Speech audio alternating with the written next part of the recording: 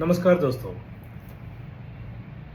I am doctor ji, radiologist यानी कि आपका scanning doctor. Welcome to Vigyan with Dr. G. I am Dr. Govindarajan. In my previous video, I spoke about high risk pregnancy. What are the factors contributing to high risk pregnancy? And regarding that, I got a couple of questions.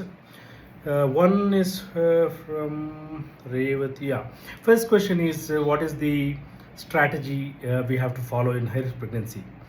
Two strategies very important. One is the surveillance, the other one is multidisciplinary approach. Surveillance means more frequent visits to the doctor, assessment of the patient repeatedly in a systematic way depending upon the time intervals, and doing repeat scans to assess specific findings. Multidisciplinary approach means multiple doctors are involved, multiple specialists are involved. First and foremost is the doctor or the obstetrician who's most experienced or very well experienced in high risk pregnancy. Second, a very important doctor is the radiologist who performs the scan. He or she has to be well experienced in doing ultrasound scan on high risk pregnancy. Apart from these two doctors, you require some other specialty doctors depending upon the risk factors that we have. It can be a immunologist, it can be endocrinologist, it can be a general surgeon, or it can be other physician or gastroenterologist depending upon the risk factors present in the patient. What is the second question? Yeah, second question is how safe is ultrasound if we are doing it repeatedly? The answer is a big S. There is absolutely no risk factor associated with repeat ultrasound scans either to the mother or to the baby. So we should understand that ultrasound has got absolutely no radiation, and that is one of the main reasons why ultrasound is being utilized universally to assess babies during pregnancy. So the answer to the question about the safety of ultrasound, it's absolutely safe. You don't have to worry about it. Okay, right, let us move on to today's video. Today's video I'll be talking about ultrasound scanning in high risk pregnancy. Because it's a bigger topic, I want to divide it into different groups or different time periods. In my first video, I want to talk about ultrasound in high risk pregnancy in the first trimester. That means up to 12 to 13 weeks of pregnancy. So let us start with the first scan. Most commonly, the first scan is before conception. That means before the woman becomes pregnant. That is also called preconceptional evaluation. Andre ತಾಯಿ ಗರ್ಭಿಣಿ ಆಗೋಕ್ಕಿಂತ ಮುಂಚಿನ scan ಅಥವಾ evaluation. This is mainly because many women will have high risks and hence they come for evaluation even before they conceive. So we assess ultrasound, by using ultrasound we assess the liver, if there is any fatty liver, gallstones, or if there is any breast lump or thyroid nodules, because some of the medications that are given to the pregnant women during their course of pregnancy can affect in a harmful way if these factors are present. And also we assess the ultrasound, using ultrasound we assess the uterus and ovaries, whether the uterus is adequate enough to get the pregnancy into it and carry it till the delivery, or the ovaries if they have sufficient eggs to contribute to pregnancy. These are some of the evaluations that we do preconceptionally. Now once the woman is conceived and confirmed on blood test, we do what is called confirmational scan. That is the first scan which we generally do at around 5 to 6 weeks of pregnancy. This is to confirm if the pregnancy is there and if it is there in right place. If it is outside of the uterus, or if it is in the tubes or in the lower part of the uterus or in the ovaries or in the abdomen, it is called an ectopic pregnancy. That means pregnancy is there but it's outside of the uterus, it is not in the normal position. Then once the confirmation has happened, we'll do one more scan at around 6 to 7 weeks of pregnancy. Usually it is called the viability scan.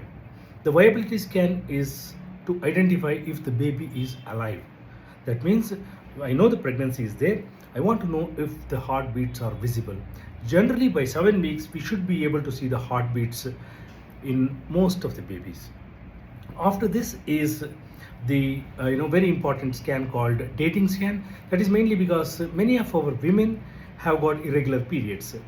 Based on their dates, we cannot calculate the expected date of delivery very accurately. That is the reason why we do something called dating scan at around 8 to 9 weeks of pregnancy, where we assess the length of the baby and give something called expected date of delivery. And from here onwards, whatever calculations regarding the gestational age, that means age of the baby inside the uterus, it all depends upon this measurement.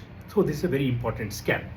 So all these scans are done most commonly transvaginally. That means ಕೆಳಗಡೆಯಿಂದ scan ಮಾಡುವಂಥದ್ದು. That means we introduce the transducer through the vagina and see the baby clearly. That is mainly because the resolution is extremely good when we do it transvaginally.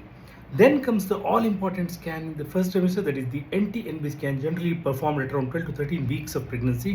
This is a screening scan where it can tell us about the risk factors, or if the baby is at a higher risk than normal babies to develop some congenital anomalies or some chromosomal abnormalities like Down syndrome.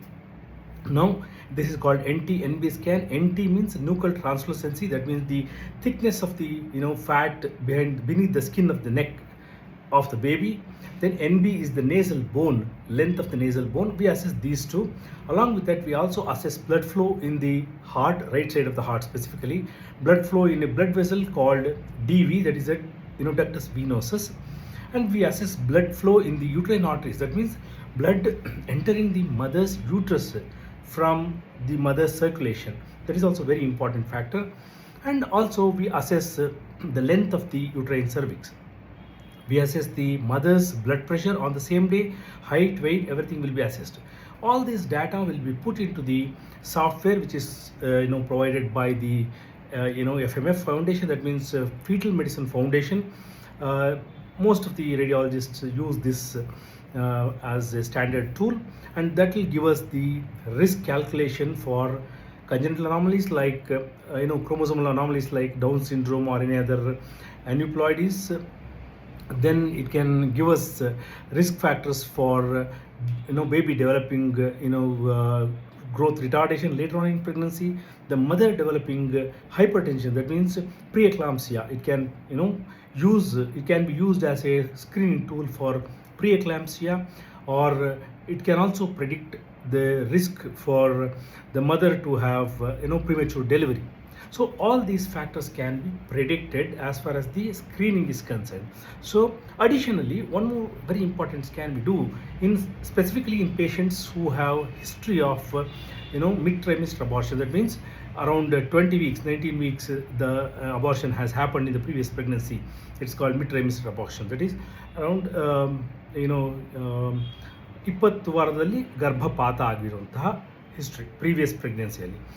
That is mainly because we want to see if the uterine cervix is hard. Uterine cervix is the mouth of the uterus, which has to be strong and hard in pregnancy to hold on to the baby for the period of pregnancy. If it is soft, there is a high risk of abortion at around 20 weeks to 30 weeks. So we assess using cervical elastography. Again, it's a ultrasound tool. So all these factors are assessed during the first trimester of pregnancy. In our next video, I want to talk about ultrasound in the second trimester. So to summarize, in the first trimester, we do preconceptional ultrasound evaluation. We do confirmation scan at around 5 to 6 weeks, transvaginal scan. We do viability scan at around 7 to 8 weeks, 6 to 7 weeks. That is again transvaginal scan. We do a dating scan at around 8 to 9 weeks, NT-NB scan, and cervical elastography at around 12 to 13 weeks. So in my next video, as I told you, we'll be talking about ultrasound in second trimester in cases of high-risk pregnancy. If you want to know more about ultrasound in high-risk pregnancy, please follow me on Vigyan with Dr. G. Jai Hind.